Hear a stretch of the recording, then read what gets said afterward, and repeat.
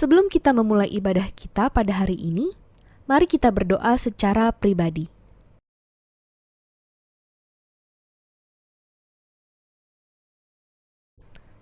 Amin. Halo Rosemita, apa kabar? Kabar baik Rosa Dewi. Rosa Dewi gimana kabarnya? Baik, sehat. Oke, sehat ya? Ya. Nah, Rosa kita mari ajak adik-adik untuk beribadah online yuk. Ayo. Halo adik-adik, selamat hari Minggu. Selamat hari Minggu ya adik-adik. Bagaimana kabarnya? Sehat? Sehat ya semuanya. Nah adik-adik, mari kita siapkan diri. Sudah mandi ya tentunya, berpakaian rapi, siapkan Alkitabnya dan setia sampai ibadah selesai. Duduk yang tenang ya adik-adik ya. Mari kita akan masuk ke ibadah sekolah minggu kita akan naikkan satu pujian, Matahari Bersinar Terang.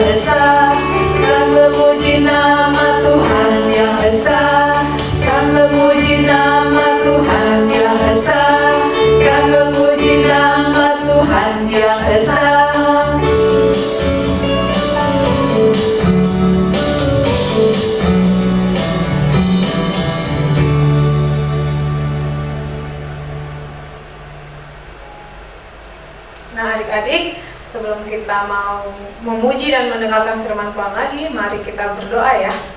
Lipat tangannya, tutup matanya. Ya Tuhan Allah Bapa yang tertahta dalam kerajaan surga, terima kasih Bapa, terima kasih Yesus. Kami boleh mengikuti ibadah online hari ini. Kami mau ya Bapa mendengarkan firman-Mu, biarlah firman-Mu itu bertumbuh di hati kami sehingga kami dapat menjadi anak Tuhan dalam kehidupan kami sehari-hari ini. Bapak, sebentar lagi kami akan mendengarkan firman-Mu, berkati kami, berkati Rosa yang menyampaikan cerita firman Tuhan. Di dalam nama anak-Mu Yesus Kristus kami sudah berdoa. Haleluya, amin. Adik-adik, mari kita siapkan hati kita. Kita akan naikkan satu pujian, firman Tuhan ku dengar.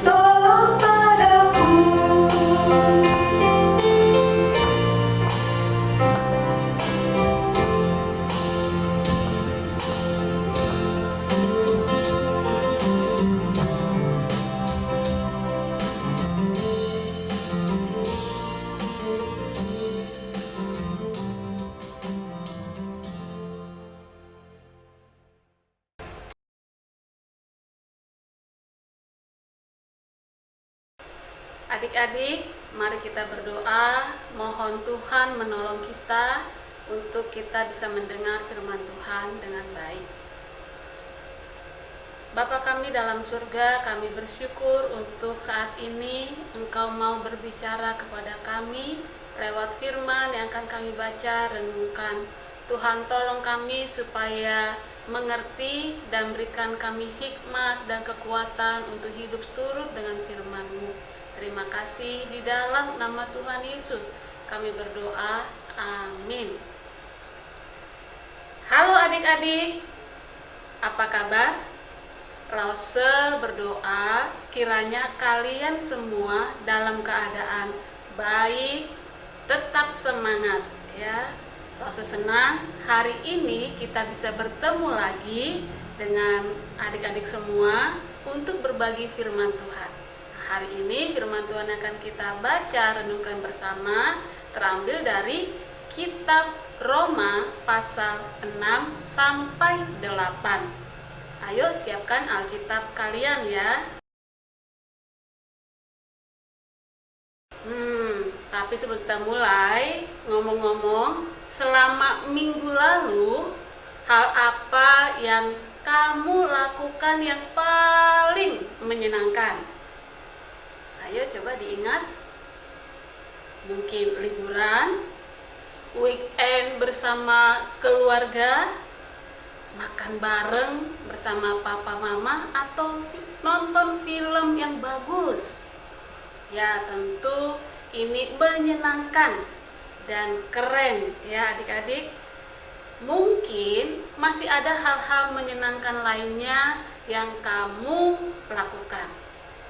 Senang juga sih ya, meski di masa pandemi ini, tapi Tuhan tetap berikan kita berkat, sukacita untuk bisa menikmati hari-hari di minggu lalu.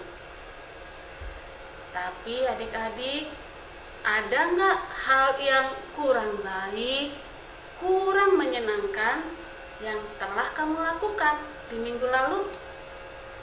Mungkin ya, marah, mukul adik, berantem dengan teman, musuhan, atau kamu membantah orang tua, nggak nurut dengan bimbingan, dengan perintah papa mama. Nah adik-adik, ketika kamu melakukan hal itu, apa sih yang kamu rasakan di hati? Ya tentu kita menjadi sedih dan menyesal karena telah melakukannya. Ya karena kita tahu bahwa hal-hal itu sebenarnya tidak benar, tidak patut kita lakukan, karena itu termasuk perilaku berdosa. Nah adik-adik, tapi mungkin kamu masih keinget nih minggu lalu pelajaran yang disampaikan oleh Lausediana yang bilang begini, kan kita yang telah percaya kepada Tuhan Yesus sudah dibenarkan. Semua dosa-dosa yang kita perbuat telah diampuni oleh Tuhan Yesus. Jadi nggak apa-apa dong kalau kita berbuat dosa lagi, kan nanti diampuni lagi sama Tuhan. Mungkin kamu berpikir begitu. Sebagai orang yang sudah dibenarkan, semua dosa kita sudah diampuni, terus kita boleh berbuat dosa lagi. Apakah benar demikian? Kalau gitu, coba kita dengar apa kata Tuhan mengenai hal ini, yang akan dibacakan oleh teman kalian dari Roma 6 ayat 1 dan 2. Roma 6 ayat 1 sampai 2. Jika demikian, apakah yang hendak kita katakan? Bolehkah kita bertekun dalam dosa supaya semakin bertambah kasih karunia itu? Sekali-sekali tidak. Bukankah kita telah mati bagi dosa? Bagaimanakah kita masih hidup di dalamnya? Demikianlah firman Tuhan.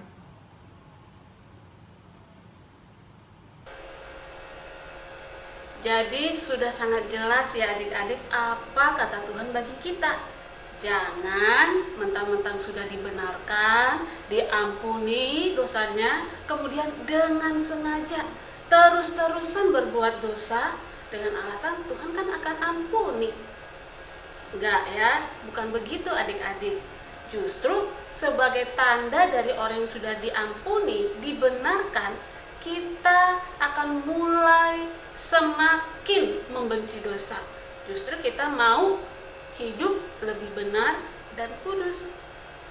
Wah, kalau begitu bagaimana ini? Bukankah kita sebagai orang yang sudah dibenarkan, ternyata faktanya dalam keseharian kita masih suka jatuh dalam dosa, berbuat salah. Gimana dong? Kan nggak cocok ya, nggak sesuai.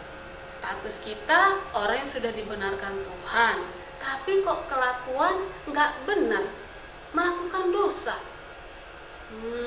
Ini namanya aneh. Kita sedang dalam masalah. Terus gimana dong? Apa yang bisa kita lakukan? Wah, ternyata perilaku berdosa ini tidak saja menjadi masalah bagi kita, ya, masalah bagi orang-orang di luar sana yang tidak percaya kepada Tuhan, tapi juga masalah kita yang sudah percaya kepada Tuhan. Kita ada masalah, bergumul. Nah, Lause juga mengalami masalah ini, adik-adik. Terkadang Lause masih melakukan dosa, masih marah, jengkel kepada saudara, kepada anak-anak yang bandel, nggak dengar-dengaran, ya, marah kepada teman. Wah, terkadang juga Lause males tuh. Lause menunda-nunda melakukan pekerjaan karena asik main HP, melakukan hobi yang lainnya tanpa mempedulikan waktu. Wah, ternyata juga Lause begitu ya. Nah, kita masih sering digoda cara hidup yang dulu tuh, yang sekarang sebenarnya udah nggak boleh ya. Tapi juga kita terus digoda oleh si iblis yang berusaha dengan gencar menggoda supaya kita melakukan dosa dan hal-hal buruk itu. Wah, betapa beratnya untuk kita bisa hidup kudus ya adik-adik. Dan ternyata nggak cuma orang-orang percaya saat ini yang bergumul hidup kudus, tapi juga orang-orang percaya di zaman dulu, di masa Alkitab, mereka juga bergumul untuk bagaimana bisa hidup kudus sebagai orang-orang yang sudah dibenarkan. Apakah kalian bisa ingat siapa di antara mereka tokoh-tokoh di Alkitab yang bergumul untuk hidup kudus? Ayo ingat salah satu, siapa yang kalian bisa ingat? Iya, Lause mau kasih tahu nih ya, salah satunya. Siapakah dia? Bapak Paulus. Ya, Paulus. Paulus sangat bergumul kesusahan untuk bisa hidup kudus seperti dikehendaki Tuhan. Seperti yang dia tulis dalam Roma pasal 7 ya, ayat 21 sampai 24. Dia bilang begini. Jika aku menghendaki berbuat apa yang baik, yang jahat itu ada padaku. Di dalam hatiku sih, aku suka melakukan perintah Tuhan. Tapi dalam anggota tubuhku ini ada sesuatu yang berusaha melawan akal budiku, sehingga aku justru melakukan hal yang salah, yang jahat. Akhirnya karena begitu beratnya, susahnya hidup kudus, sampai-sampai Paulus bilang begini, aduh, aku ini manusia celaka, gak bisa hidup kudus dengan kekuatan sendiri. Aku gak bisa. Kemudian, siapa yang dapat melepaskan aku dari tubuh maut ini? Iya ya, bagaimana dong kita bisa hidup kudus? Apakah mungkin kita bisa hidup kudus, mengikuti apa yang Tuhan kehendaki? Bagaimana caranya? Adakah yang bisa menolong kita, adik-adik? Tunggu dulu, jangan sedih dulu adik-adik. Karena sebagai anak-anak Tuhan yang sudah dibenarkan, kita mempunyai jalan keluarnya kok. Kita pasti bisa hidup kudus. Loh, kok Kok bisa? Kan itu susah banget. Iya betul, itu susah banget. Tapi kan sudah ada seorang penolong yang Tuhan Yesus sudah beri kepada kita. Masih ingat siapa dia? Ya, dia adalah Roh Kudus.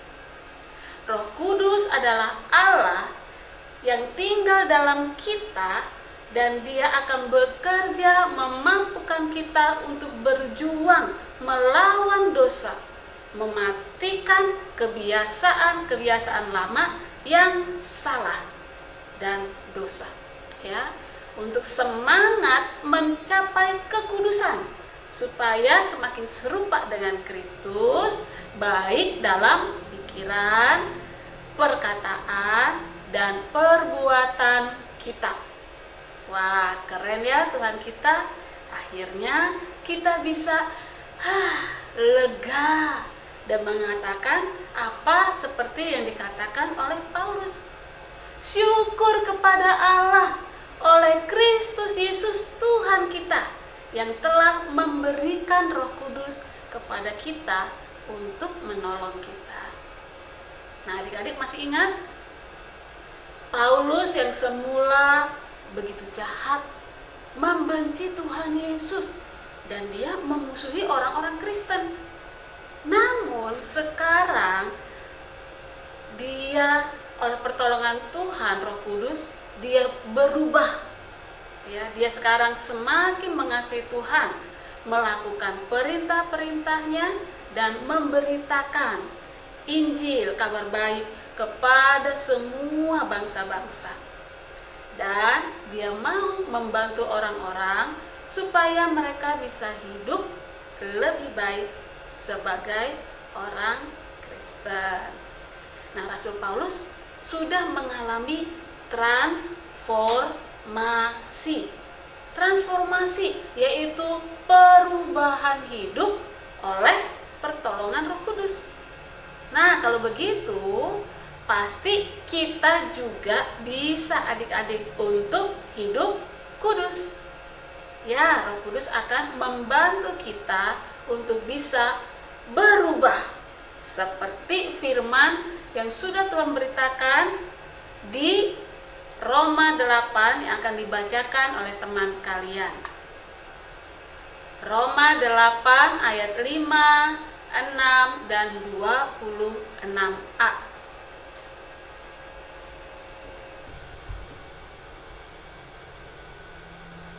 Roma 8 ayat 5 sampai 6 dan 26a.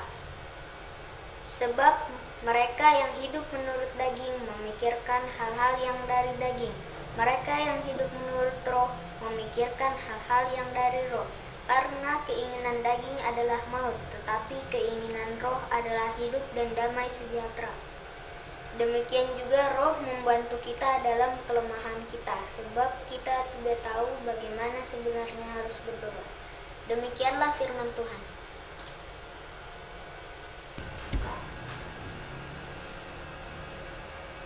Ada Roh Kudus yang akan membantu kita dalam kelemahan kita. Ya, yang tadinya gampang marah, tapi sekarang sudah lebih baik. Sudah mulai bisa mengendalikan diri. Dan kalaupun marah, itu cuma dikit ya, jarang-jarang. Dan kalau perlu saja, kalau nggak perlu mah nggak usah marah-marah.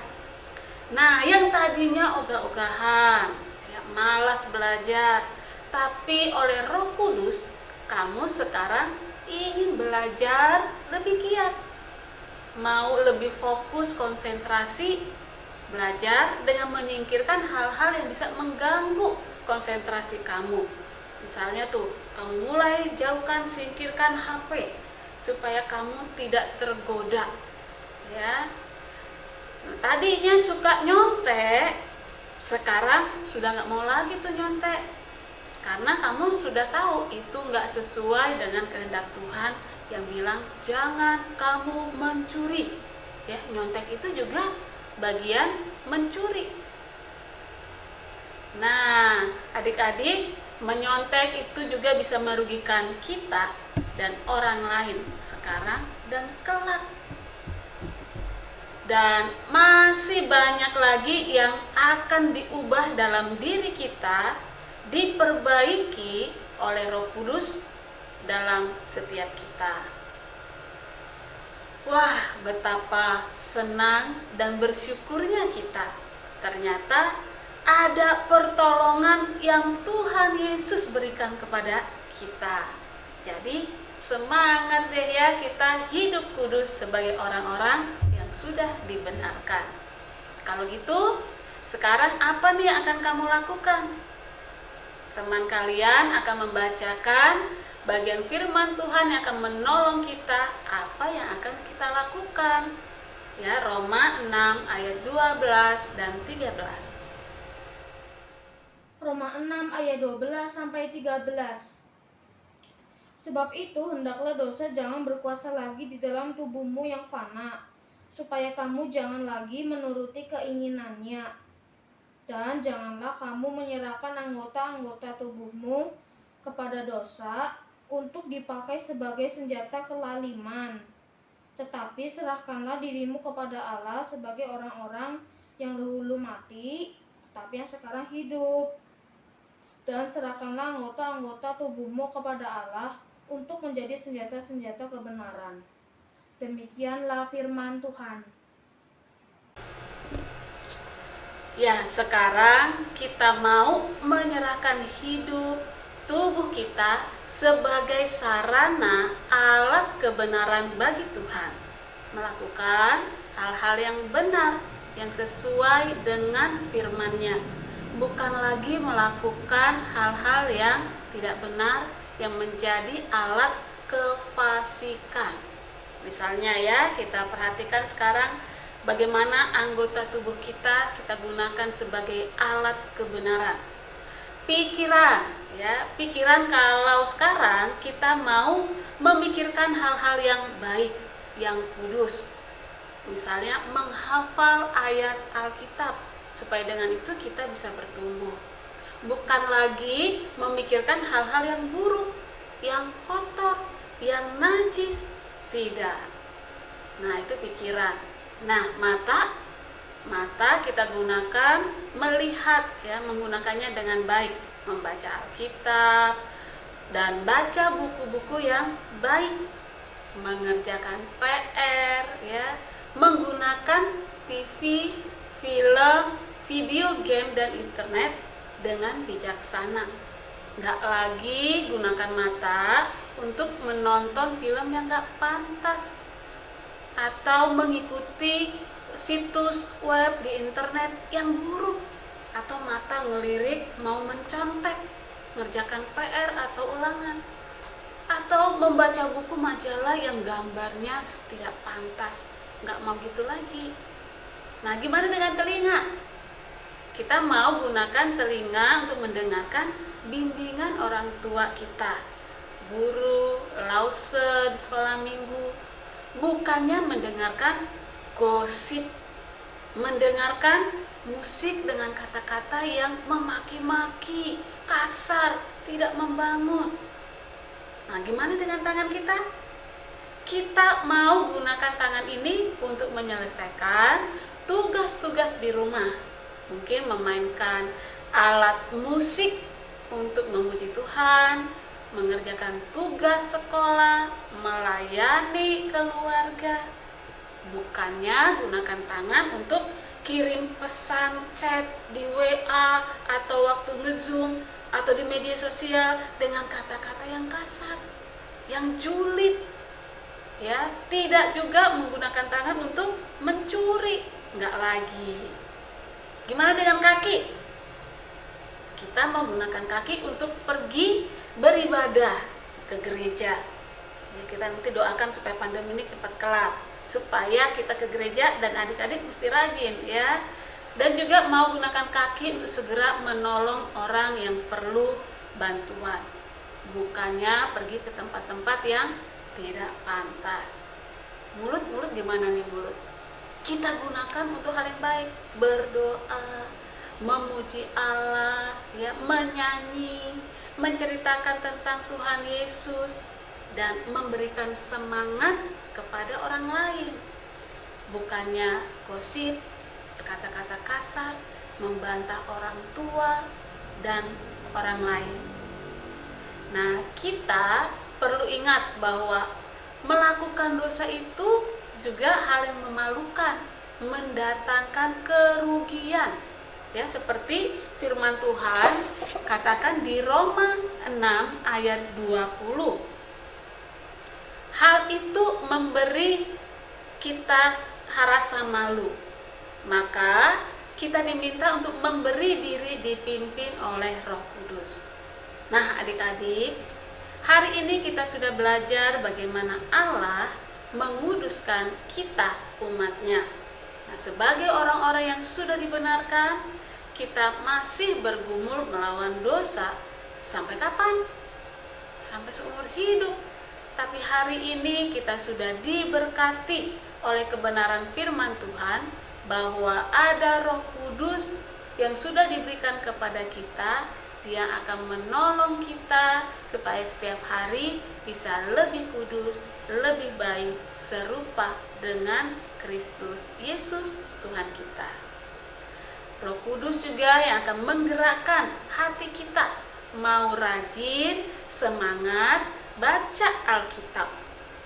Menolong kita juga supaya kita bisa mengerti apa maksudnya dan juga memberikan kemampuan untuk kita melakukan firman itu dalam keseharian kita. Nah, Lose punya cerita nih bagaimana seorang anak bisa berubah lebih baik, ya. Seorang kakek hidup di suatu perkebunan dengan cucu laki-lakinya yang masih muda. Setiap pagi, kakek bangun lebih awal dan membaca Alkitab di meja makan di dapurnya.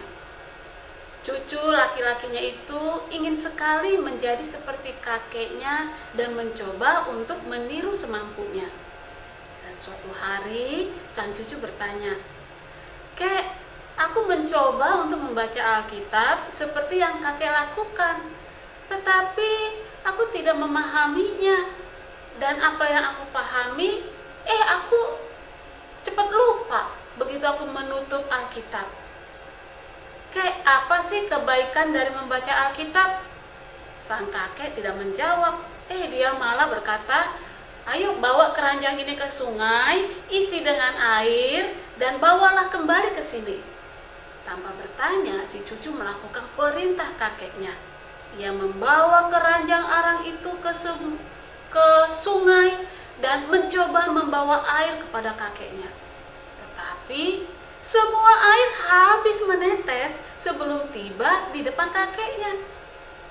"Ayo ambil lagi dan lakukan dengan lebih cepat," kata kakeknya sambil tertawa. Si cucu kembali ke sungai dengan keranjang itu dan mencoba hal yang sama berulang kali. Tapi tiap kali yang mencoba semakin cepat, tetapi tetap saja keranjang yang dibawanya kosong sebelum dia tiba di depan kakeknya. Dengan terengah-engah, si cucu menjelaskan kepada kakeknya bahwa mustahil kek membawa air dari sungai dengan keranjang arang seperti ini. Lalu ia mengambil ember sebagai gantinya. Melihat itu, si kakek berkata, "Aku tidak menyuruhmu untuk membawa air dengan ember, tapi dengan keranjang arang. Ayolah sayangku, usahakanlah. Usahamu masih kurang." Ya. Nah, dari pintu rumah si kakek kembali mengamati usaha cucunya yang berlari secepat mungkin supaya bisa membawa air yang diinginkan kakeknya.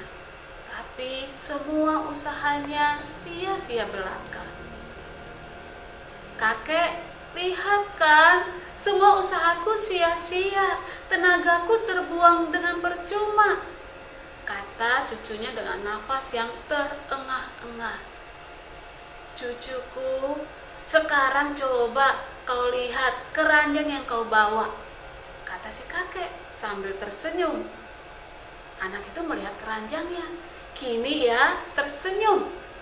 Ia menyadari bahwa keranjang itu telah berubah dari kotor menjadi bersih, baik di bagian luar maupun dalam. Cucuku, inilah yang terjadi ketika kita membaca firman Tuhan. Kita memang tidak bisa memahami atau membacanya sedikit demi sedikit. Kita memang tidak bisa memahami atau mengingat semuanya secara utuh. Tapi ketika kita membacanya sedikit demi sedikit, kita akan diubahkan oleh kebenaran-kebenaran yang tersimpan di dalamnya. Jika kita menaruh firman Tuhan di dalam hati, maka firman itu akan membersihkan hati kita, jiwa kita dari segala keinginan dosa dan kejahatan. Jadi adik-adik, membaca Alkitab pasti sangat menolong kita untuk bisa berubah semakin baik, ya. Karena hati dan pikiran kita akan diterangi oleh kebenaran firman. Dan itu akan terpancar dalam sikap, perilaku, dan apa yang kita katakan sehari-hari. Siapa, coba ya, ingat lagi, siapa yang bisa membuat kita rajin baca Alkitab? Ya, Roh Kudus. Siapa yang membuat kita bisa mengerti apa maksud Tuhan dalam firman-Nya? Ya, Roh Kudus juga. Dan siapa yang membuat kita mampu melakukannya dalam hidup kita? Roh Kudus. Roh Kudus yang akan menolong dan mengubah kita setiap hari lebih baik. Kita akan mengalami suatu perubahan semakin baik. Nah, kalian masih ingat bagaimana proses ulat ya berubah menjadi seekor kupu-kupu yang cantik? Nah, dalam pelajaran di sekolah atau di buku yang kalian baca, kita dapat mengetahuinya. Itu namanya proses metamorfosis. Ya, suatu proses perubahan bentuk tubuh secara bertahap dari larva yaitu ulat menjadi dewasa, ya, menjadi kupu-kupu yang indah. Nah, demikian juga dengan kita sebagai orang yang sudah dibenarkan Tuhan. Kita akan dibentuk, diproses dari yang dulu buruk karena dosa, sekarang semakin hari kita akan semakin baik, kudus di hadapan Tuhan. Oleh pertolongan siapa? Roh Kudus. Betapa bersyukur kita memiliki Roh Kudus. Nah, kalau begitu adik-adik, yuk kita berdoa, bersyukur kepada Tuhan atas Roh Kudus yang akan menguduskan, menolong kita. Mari kita berdoa. Ya Bapa, terima kasih karena telah mengutus Yesus untuk menyelamatkan kami dari hukuman dan kuasa dosa. Ampunilah kami atas dosa-dosa yang masih kami terus lakukan. Roh Kudus, tolonglah kami untuk mengatasi sikap dan kebiasaan dosa dan untuk hidup dengan cara menyenangkan hati-Mu. Dalam nama Tuhan Yesus kami berdoa. Amin. Nah, demikian firman Tuhan hari ini, bagaimana Tuhan menguduskan kita umatnya. Nah, sebagai ayat hafalan hari ini terambil dari Roma 5 ayat yang ke-6. Karena waktu kita masih lemah, Kristus telah mati untuk kita orang-orang durhaka pada waktu yang ditentukan Allah. Kita baca sama-sama lagi ya sambil mengingatnya. Roma 5 ayat 6. Karena waktu kita masih lemah, Kristus telah mati untuk kita orang-orang durhaka pada waktu yang ditentukan oleh Allah. Terima kasih, Tuhan memberkati adik-adik semua. Sampai jumpa minggu depan. Puji Tuhan, terima kasih Lose Ima Ita untuk firman Tuhan yang boleh ditaburkan hari ini. Adik-adik, hari ini tadi Lose Ita mengingatkan kita bahwa ketika kita sudah menerima keselamatan di dalam Tuhan Yesus, maka kita sudah dikuduskan, kita sudah dibenarkan, dan Roh Kudus akan menolong kita ya dalam melalui hari-hari kita ke depannya. Oke, sekarang Lause mau ajak adik-adik untuk menyanyi kembali ya. Kita mau menyanyikan Yesus di dalam rumahku, karena kita percaya bahwa Tuhan Yesus ada bersama-sama dengan kita. Kita nyanyikan dengan semangat.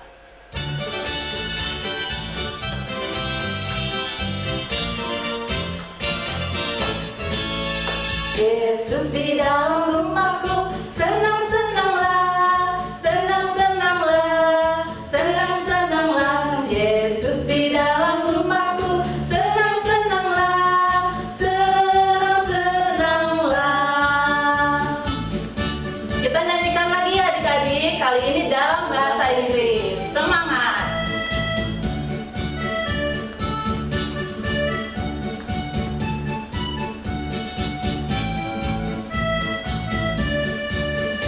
With Jesus in the family, happy, happy home, happy, happy home, happy, happy home. With Jesus in the family, happy, happy home, happy, happy home. With Jesus in the family, happy, happy home, happy, happy home, happy, happy home. With Jesus in the family, happy, happy home.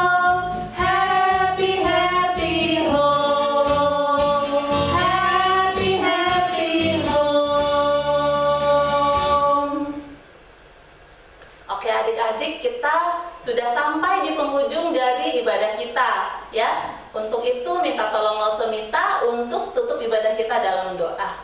Oke adik-adik, mari kita satukan hati kita berdoa. Ya Tuhan Allah Bapa yang bertata dalam kerajaan surga, Bapa, kami telah mengikuti ibadah online hari ini dari awal sampai akhirnya. Bapa, kami juga telah mendengarkan firman-Mu, biarlah firman-Mu itu terus bertumbuh di hati dan di pikiran kami, sehingga kami melakukannya dalam kehidupan kami sehari-hari. Bapa, ibadah kami telah selesai. Tuhan yang berkati semuanya, di dalam nama anak-Mu Yesus Kristus kami berdoa dan mengucap syukur selalu. Haleluya, amin.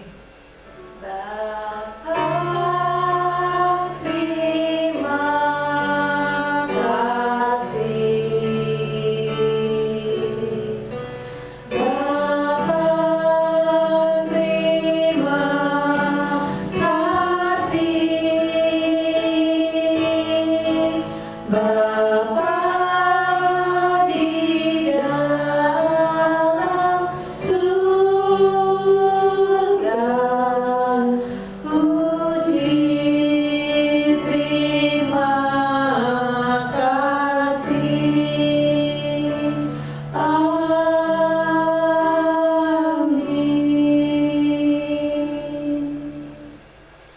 Sampai di sini ibadah kita adik-adik. Sampai bertemu lagi minggu depan. Tetap semangat sekolah minggu. Tuhan Yesus memberkati.